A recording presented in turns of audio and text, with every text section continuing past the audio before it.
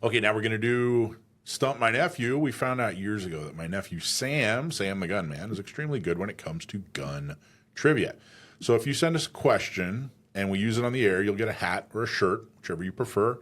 And if you stump my nephew, then you're going to get some kind of special prize. Although I don't think we've given away a special prize in a while. It has been a while. It's been a while. I think we stumped him sometime in the last couple of months, but man, it's few and far between that you get a special prize, which is good. So good for us. Yeah. So Sam, how you doing, man? I'm well. How are you guys? Good. You feeling confident today? I don't know. The fact that you let off with that makes me feel less so. A little reverse psychology. We love it.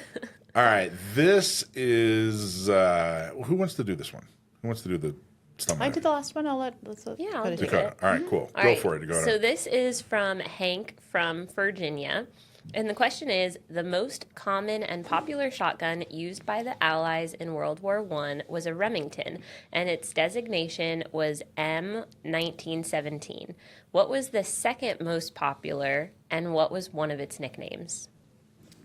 Oh, that one's easy. That's a Winchester Model 1897 trench gun. Oh, wow. Trench gun being the nickname. What was the nickname? What was the nickname? Trench gun. Or, okay, that's a nickname, but that's the one I'm going to use. Do you think of any others? He gave a couple others. I've heard of some people use the nickname Trench Broom, but I'm unsure of whether that refers to the shotgun or to the original Thompson. Well, he put that as one of the options, He so did. we'll pretend that he's right because we don't know. That's right. He also called it a hedgehog. Why would you?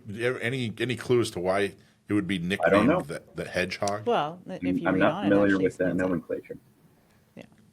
Yeah, it says referred to as a hedgehog by troops due to its use in clearing trenches and hedgerows in combat.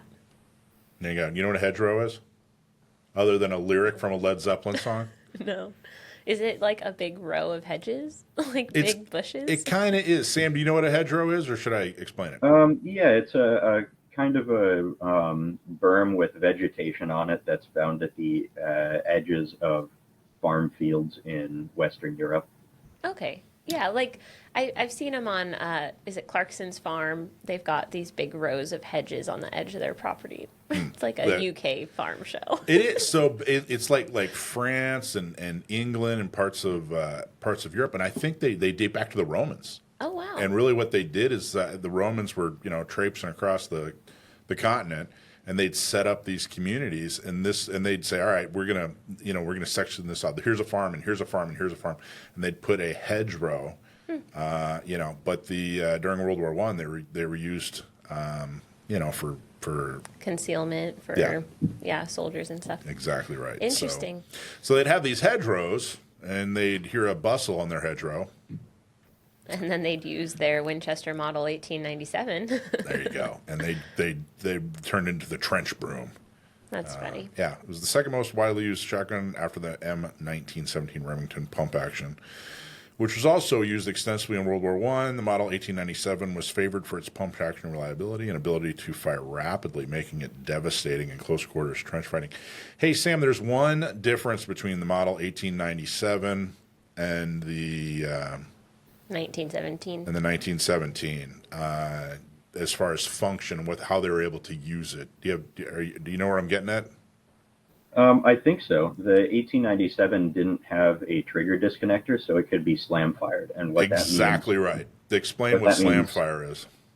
In the context of a pump action shotgun, is that ordinarily with a shotgun that has a trigger disconnector, if you can imagine your Mossberg 500 or your Remington 870 or what have you, if the action is closed, you squeeze the trigger, the firearm discharges.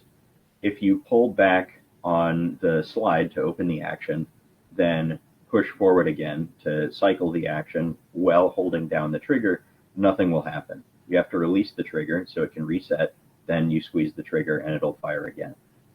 Without a disconnector, like in the original 1897, if you hold down the trigger and work the slide with sufficient force, then the force of you pushing it back into battery will detonate the firing pin by forcing it will detonate the primer by forcing the firing pin against it. So it's you can kind of just hold down the trigger and work the action, and as long as you're doing it with enough authority, it'll fire as fast as you can move the pump back and forth. A little less coordination required. You don't have to like time your trigger presses to when the pump is fully forward, right? Pretty much. Which would obviously, I think that's probably the big. Although the M1917 there were more in the war. I think the reason that this was a popular trench gun and turned into the Hedgehog was because you were able to slam fire it. You think that was hugely helpful? Well, you get potentially speed at the expense of reliability. So slam firing a shotgun is something that would only need to be done under specific circumstances. So I can't speak to whether that was something that specifically endeared it to soldiers, but it is a notable curiosity about the firearm. There you go. All right. Well, mental note, next time I put out a punk album, I'm going to call it Slam Fire by the Hedgehog. So you can Sounds good. make note of that. So, all right, Sam, awesome job. Anything you want to promote as far as writing? You doing anything cool? Any articles coming out?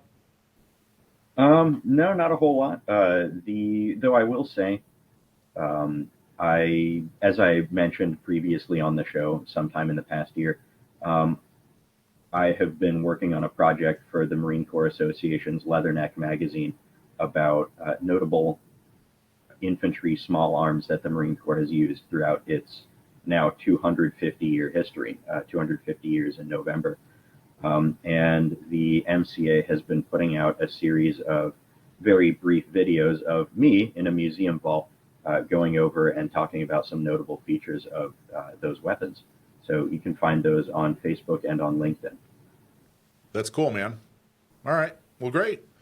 Thank you. Awesome job. You got it right. Big round of applause for that. So good job. And I'll see you. Well, I'm actually going to see you next week. Yeah, see you in Utah. In Utah. We're going to, where are we going? We're going to the Gun rights. Yeah. Gun rights policy. We'll go to the rights museum, though, too. Oh, the Browning Museum. We're going to the Browning Yeah, Museum. the Browning Museum. And we're going to the Gun Rights Policy Conference. Right. And we're going to AmCon. So if you're in St. Louis, if you're in Salt Lake City and you want to say hi to Sam the Gunman and try to stump him, check him out. So cool, man. Thanks a lot. Thanks for having me on. Hey, thanks for watching Gun Owners Radio. I hope you loved that clip. Don't forget to like, subscribe, comment, and follow us on social media. And check out our website at gunownersradio.com.